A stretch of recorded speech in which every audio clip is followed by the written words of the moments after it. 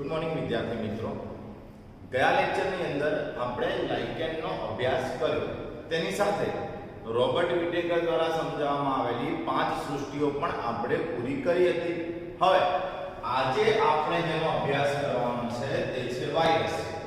Virus જે છે તેના માટે બીજો એક શબ્દ પ્રયોગ થાય છે વિષાણુ।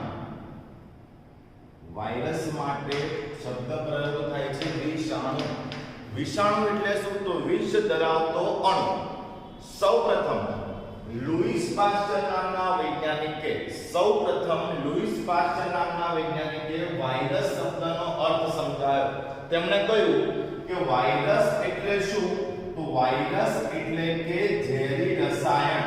વાયરસ એ એક પ્રકારનું પોઈઝનસ ફ્લુઇડ છે। પોઈઝનસ ફ્લુઇડ એટલે કે ઝેરી રસાયણ છે। સામાન્યતઃ સજીવોમાં વાયરસ જે છે એ ચેપકારક હોય, મતલબ કે રોગ ફેલાવવા માટે જવાબદાર હોય છે। હવે સૌપ્રથમ ઇવાનોવસ્કી નામના વૈજ્ઞાનિકે ટીએમવી નામના વાયરસની શોધ કરી। હવે ટીએમવી વાયરસનું આખું નામ તો ટોબેકો મોઝેઇક વાયરસ। ટીએમવી ઇવાનોવસ્કીએ ટીએમવી વાયરસની શોધ કરી, જેનું આખું નામ થાય ટોબેકો મોઝેઇક વાયરસ। આ જે વાયરસ છે તે તમાકુમાં કિરમિર નામનો રોગ ઉત્પન્ન કરવા માટે જવાબદાર હતો। ટીએમવી એટલે કે ટોબેકો મોઝેઇક વાયરસને કારણે તમાકુમાં કિરમિર નામનો રોગ થાય। એમસીક્યુ તરીકે પણ આ વસ્તુ આપણને પૂછાઈ શકે। બીજું આપણને એવું પણ પૂછાય કે સૌપ્રથમ અલગીકૃત કરવામાં આવેલો વાયરસ અથવા તો સૌપ્રથમ શોધાયેલો વાયરસ તો તે છે ટીએમવી, અને એની શોધ કોણે કરી હતી? ઇવાનોવસ્કીએ। હવે ખાસ યાદ રાખજો કે આપણે રોબર્ટ વિટેકરની 5 સૃષ્ટિ ભણ્યા ને, પાંચે 5 સૃષ્ટિમાં મોનેરા, પ્રોટિસ્ટા, ફૂગ, વનસ્પતિ, પ્રાણી, કોઈ પણ જગ્યા ઉપર વાયરસનો ઉલ્લેખ થયો નથી। આપણે વર્ગીકરણની અંદર ક્યાંય પણ વાયરસનો સમાવેશ કર્યો નથી, બરાબર? એની પાછળનું કારણ શું છે તો એ આપણે આગળ ભણીએ હમણાં। ત્યારબાદ બેન્જેનિક નામના વૈજ્ઞાનિકે એકવાર ફરીથી ધ્યાન આપજો, બેન્જેનિક નામના વૈજ્ઞાનિકે તમાકુના રોગગ્રસ્ત છોડનું અવલોકન કર્યું। તેમણે તમાકુના રોગગ્રસ્ત છોડનું અવલોકન કર્યું અને તેમણે એવું નોંધ્યું કે આ જે રોગગ્રસ્ત છોડ છે તે અન્ય તંદુરસ્ત છોડના સંપર્કમાં આવે તો તેને પણ ચેપ લગાડે છે। મતલબ કે રોગગ્રસ્ત છોડની અંદર કોઈ ચેપકારક રસાયણ છે। મોસ્ટ ટાઈમ એમસીક્યુ આ ચેપકારક જે જીવંત રસાયણ છે તેના માટે શબ્દ વપરાયો કોન્ટેજિયમ વાયવમ ફ્લુઇડમ। ફરીથી રોગગ્રસ્ત છોડની અંદર, તમાકુના રોગગ્રસ્ત છોડની અંદર ચેપકારક જીવંત રસાયણ રહેલું હોય છે, બીજા તંદુરસ્ત છોડને પણ ચેપ લગાડી શકે છે। અને બેન્જેનિકે આ રસાયણને શું કીધું? તો આ રસાયણનું નામ આપ્યું કોન્ટેજિયમ વાયવમ ફ્લુઇડમ। ખાસ યાદ રાખજો, તમાકુ હોય, બરાબર, તો તમાકુમાં કરવામાં શું આવે? તમાકુ જ્યારે ખેતી કરીએ ત્યારબાદ તમાકુના પાંદડાઓ જે છે, પત્તીઓ, એ પાંદડાને અલગ કરવામાં આવે। હવે સમજો, પાંદડા કાપવા માટે માન લો કે આપણે સીઝર એટલે કે કેચી, કાતરનો ઉપયોગ કરીએ છીએ।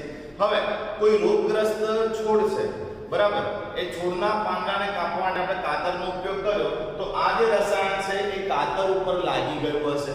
હવે આ કાતર વડે બીજા કોઈ તંદુરસ્ત છોડને જ્યારે આપણે કાપીએ છીએ ત્યારે આ જ રસાયણ જે છે બીજા તંદુરસ્ત છોડ ઉપર પહોંચી જશે, જેના કારણે તંદુરસ્ત છોડ જે છે તે પણ રોગકારક છોડમાં ફેરવાશે। એટલે ટૂંકમાં વાયરસ સંપર્કથી ફેલાય છે। અત્યારે આપણે બી વાત કરીએ તો આપણે એવા વાયરસથી પીડી રહ્યા કે જેનો અત્યારે કોઈ સોલ્યુશન છે નહીં, જેમ કે કોરોના વાયરસ। અને આ વાયરસ જે છે એ પણ કઈ રીતે ફેલાઈ રહ્યો છે?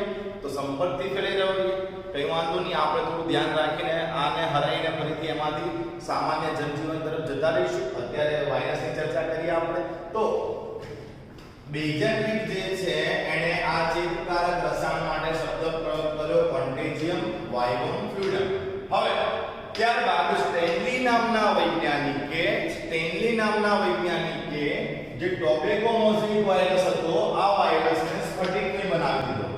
મતલબ કે તેમણે એવું પણ સમજાવ્યું કે વાયરસને સ્ફટિકમય બનાવી શકાય છે। અને આ વાયરસ જ્યારે મુક્તજીવી હોય ત્યારે એ નિષ્ક્રિય જોવા મળે છે. આ શબ્દને આપણે ખાસ સમજીએ. સૌથી મોટો પ્રશ્ન, વાયરસ સજીવ છે કે નિર્જીવ છે? બરાબર, વાયરસ સજીવ છે કે નિર્જીવ છે, આ પ્રશ્નને કારણે એને આપણે વર્ગીકરણમાં ક્યાંય ક્લાસિફાઈડ કરી શક્યા નહીં. કેમ? તો વાયરસ જ્યારે મુક્તજીવી અવસ્થામાં હોય, વાયરસ જ્યારે મુક્તજીવી અવસ્થામાં હોય ત્યારે વાયરસ નિષ્ક્રિય સ્વરૂપે વર્તે છે. ત્યારે વાયરસ નિષ્ક્રિય સ્વરૂપે વર્તે છે, મતલબ કે વૃદ્ધિ દર્શાવતો નથી, પ્રજનન પણ દર્શાવતો નથી. પણ આ જ વાયરસ જ્યારે પરોપજીવી હોય, મતલબ અન્ય કોઈ સજીવની ઉપર વસવાટ કરતો હોય, ત્યારે આ જ વાયરસ સક્રિય બની જાય છે અને વૃદ્ધિ પણ દર્શાવે છે અને પ્રજનન પણ દર્શાવે છે. મતલબ મુક્તજીવી અવસ્થા દરમિયાન વાયરસમાં નિર્જીવ જેવા લક્ષણો જોવા મળે છે, તો પરોપજીવી અવસ્થા દરમિયાન વાયરસની અંદર સજીવ જેવા લક્ષણ જોવા મળે છે. આથી એવું કહી શકાય કે વાયરસ જે છે એ સજીવ અને નિર્જીવને જોડતી કડી છે. ત્યારબાદ જો વાયરસના જનીન દ્રવ્યની વાત કરીએ તો વાયરસમાં જનીન દ્રવ્ય તરીકે ડીએનએ હોઈ શકે અથવા તો આરએનએ હોઈ શકે. યા તો ડીએનએ હોય અથવા તો આરએનએ હોય. પણ એક સાથે ડીએનએ અને આરએનએ બંને જનીન દ્રવ્ય તરીકે હોય તેવું ક્યારેય પણ હોઈ શકે નહીં. યા તો ડીએનએ હાજર છે અથવા તો પછી આરએનએ હાજર છે. અહીંયા બીજો એક એમસીક્યુ ખાસ યાદ રાખજો. જે વાયરસમાં જનીન તરીકે આરએનએ હોય, જે વાયરસમાં જનીન તરીકે આરએનએ હોય તેવા વાયરસને રિટ્રોવાયરસ કહેવાય. જે વાયરસમાં જનીન તરીકે આરએનએ હોય તેવા વાયરસને શું કહેવામાં આવે? રિટ્રોવાયરસ કહેવાય. બીજું, વાયરસમાં જનીન દ્રવ્ય તરીકે ન્યુક્લિયોપ્રોટીન હોય. હવે ન્યુક્લિયોપ્રોટીન એટલે શું? તો ન્યુક્લિક એસિડ અને પ્રોટીન આ બેને સંયુક્ત રીતે ન્યુક્લિયોપ્રોટીન કહેવાય. આપણે જોયું ન્યુક્લિક એસિડ તરીકે ડીએનએ હોઈ શકે અથવા તો આરએનએ હોઈ શકે અને એની સાથે કોણ હોય? પ્રોટીન હોય. તો વાયરસમાં જનીન દ્રવ્ય જણાવો. વાયરસના જનીન દ્રવ્ય તરીકે ન્યુક્લિયોપ્રોટીન જોવા મળે છે. હવે આ જનીન દ્રવ્ય જે છે ચેપકારક છે. સામાન્યતઃ વનસ્પતિ અને પ્રાણીઓમાં રોગ ફેલાવે છે. સામાન્યતઃ વનસ્પતિ અને પ્રાણીઓમાં એ રોગ ફેલાવે છે. જોઈએ SSRNA. હવે SSRNA મતલબ શું? તો SSRNA નું આખું નામ થાય single strand RNA. Single strand RNA. Single strand મતલબ શું? જો આરએનએ માં ન્યુક્લિક એસિડની એક જ શૃંખલા હોય, આવી રીતે આરએનએ માં એક શૃંખલા હોય તો આને સિંગલ સ્ટ્રેન્ડ આરએનએ કહેવાય. હવે આરએનએ માં ન્યુક્લિક એસિડની બે શૃંખલા હોય તો આને ડીએસઆરએનએ કહેવાય. એ જ રીતે સિંગલ શૃંખલા હોય ડીએનએ માં તો તમે એને એસએસડીએનએ એટલે કે સિંગલ સ્ટ્રેન્ડ ડીએનએ કહી શકો અને બે શૃંખલા હોય તો તમે એને ડીએસડીએનએ કહી શકો. ફરીથી સમજીએ. જનીન દ્રવ્ય તરીકે આરએનએ છે અને આરએનએ એક જ શૃંખલા ધરાવે છે. આરએનએ એક જ શૃંખલા, તો એક શૃંખલીય આરએનએ, એક શૃંખીય આરએનએ મતલબ SSRNA સિંગલ સ્ટ્રેન્ડ આરએનએ કહેવાય. બે શૃંખલા હોય આરએનએ ની તો dsRNA મતલબ ડબલ સ્ટ્રેન્ડ આરએનએ કહેવાય. તે જ રીતે ડીએનએ માં સિંગલ સ્ટ્રેન્ડ ડીએનએ પણ હોઈ શકે અથવા dsDNA પણ જનીન દ્રવ્ય તરીકે વાયરસમાં જોવા મળી શકે. તો એ ખાસ યાદ રાખજો કે સિંગલ સ્ટ્રેન્ડ આરએનએ હોય જો વાયરસમાં તો આવો વાયરસ જે છે એ વનસ્પતિમાં ચેપકારક છે. આવો વાયરસ વનસ્પતિમાં ચેપકારક છે. જ્યારે જનીન દ્રવ્ય તરીકે આરએનએ કે ડીએનએ કંઈ પણ હોય, સિંગલ સ્ટ્રેન્ડ કે ડબલ સ્ટ્રેન્ડ, બરાબર, મતલબ એક શૃંખલીય આરએનએ કે દ્વિશૃંખલીય આરએનએ હોય અથવા એક શૃંખલીય ડીએનએ કે દ્વિશૃંખલીય ડીએનએ હોય, આ બધા પ્રકારના વાયરસ પ્રાણીઓમાં રોગકારક છે. આ બધા જ પ્રકારના વાયરસ પ્રાણીઓમાં રોગકારક છે. હવે વાયરસ જે છે એના જનીન દ્રવ્યની ફરતે, વાયરસના જનીન દ્રવ્યની ફરતે પ્રોટીનનું બનેલું આવરણ આવેલું હોય, વાયરસના જનીનદ્રવ્યની ફરતે પ્રોટીનનું બનેલું આવરણ આવેલું હોય, આ આવરણને કેપ્સિડ તરીકે ઓળખવામાં આવે છે. આ આવરણને કેપ્સિડ તરીકે ઓળખવામાં આવે અને કેપ્સિડ જે છે એ નાના નાના એકમોનું બનેલું હોય. આ એકમોને કેપ્સોમિયર તરીકે ઓળખવામાં આવે. તો ફરીથી વાયરસમાં જનીનદ્રવ્યની ફરતે રહેલું આવરણ જણાવો. તો વાયરસમાં જનીનદ્રવ્યની ફરતે કયું આવરણ આવશે? કેપ્સિડ. કેપ્સિડ જે છે એ શું છે? તો કેપ્સિડ એક પ્રકારનું પ્રોટીન છે અને કેપ્સિડ કયા એકમોનું બનેલું હોય? તો કેપ્સિડ જે છે એ કેપ્સોમિયર એકમોનું બનેલું હોય. વાયરસની વાત કરીએ તો વાયરસ કદમાં બેક્ટેરિયા કરતા પણ નાના હોય. એક્ચ્યુઅલી પેલા બેક્ટેરિયાની શોધ થઈ ગઈ હતી, વાયરસ વિશે કોઈને માહિતી હતી નહીં, એટલે આપણે બેક્ટેરિયા પ્રૂફ ફિલ્ટર બનાવ્યા. બેક્ટેરિયા પ્રૂફ ફિલ્ટર એટલે એવા ફિલ્ટર જેમાંથી બેક્ટેરિયા પસાર થઈ શકે નહીં, નાના નાના છિદ્રો હોય જેમાંથી બેક્ટેરિયા પસાર થઈ શકતા નથી, કારણ કે એ છિદ્રોનું કદ બેક્ટેરિયા જે છે એના કરતા પણ નાનું છે. પણ આ બેક્ટેરિયા પ્રૂફ ફિલ્ટરમાંથી વાયરસ જે છે એ સરળતાથી પસાર થઈ જાય છે. મતલબ શું થયો કે વાયરસ એ બેક્ટેરિયા કરતા પણ કદમાં અત્યંત નાના જોવા મળે છે. તો આ કઈ વાયરસ જે છે તેની સામાન્ય માહિતી. હવે વાયરસ દ્વારા જે રોગો થઈ રહ્યા હોય તેવા અમુક રોગોના આપણે ઉદાહરણ સમજીએ કે વાયરસ દ્વારા કયા કયા પ્રકારના રોગો થાય. તો વિદ્યાર્થી મિત્રો, અહીં આપણને વાયરસ દ્વારા થતા કેટલાક રોગો જે છે તેના એક્ઝામ્પલ આપેલા છે.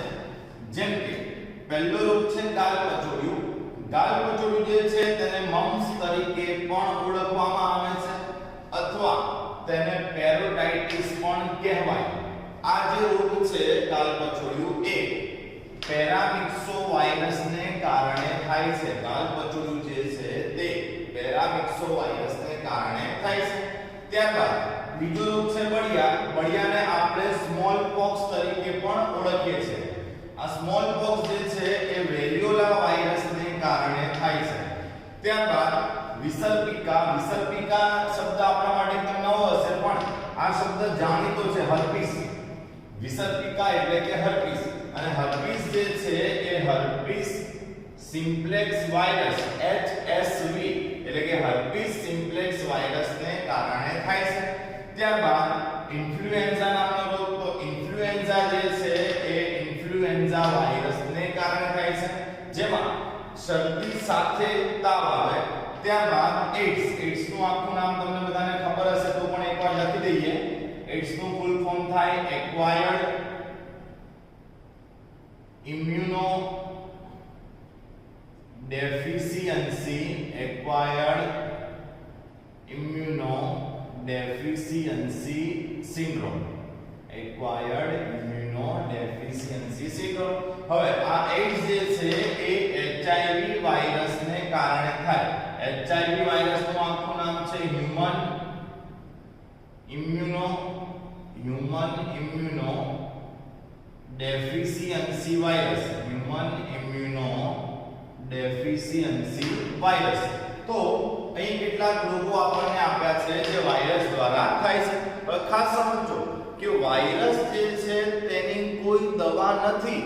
આપણા શરીરની અંદર જ્યારે વાયરસ પ્રવેશે તો આપણા શરીરના નેચરલ એન્ટીબોડી એટલે કે શરીરની અંદર ઉત્પન્ન થતી રોગ પ્રતિકારક શક્તિ દ્વારા જ તેમનો નાશ થઈ શકે.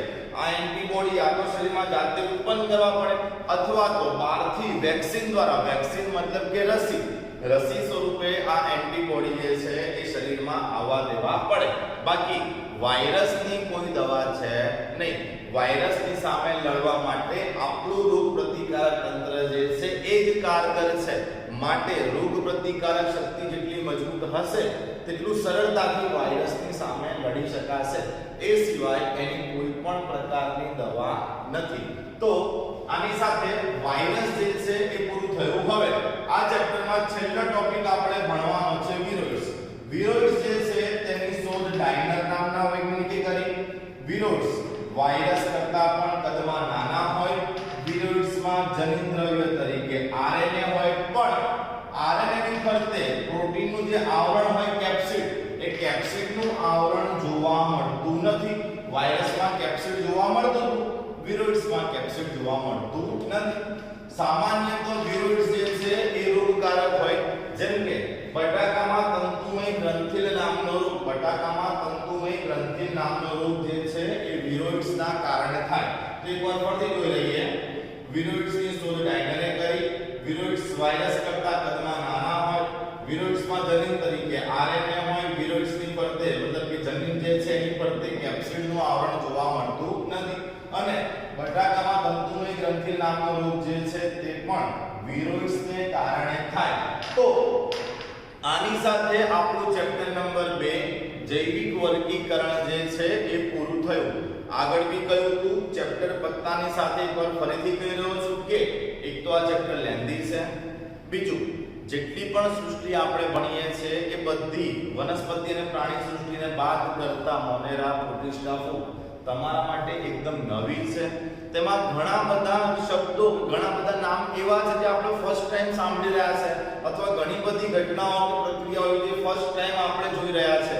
તો આ ચેપ્ટર 100% મહેનત માંગી લે એવું છે. દરેક લેક્ચર જે છે એને રિવાઇઝ કરતા જાઓ, ના સમજણ પડે ત્યાં ફરીથી લેક્ચરને જુઓ. પણ આ ચેપ્ટર જે છે એ બાયોલોજીની અંદર ક્લાસિફિકેશન એટલે કે વર્ગીકરણનું યુનિટ સમજવા માટે સૌથી અગત્યનું ચેપ્ટર છે. તો આની સાથે ચેપ્ટર નંબર 2 પૂરું થયું. હવે આગળ નવું કોઈ ચેપ્ટર આપણે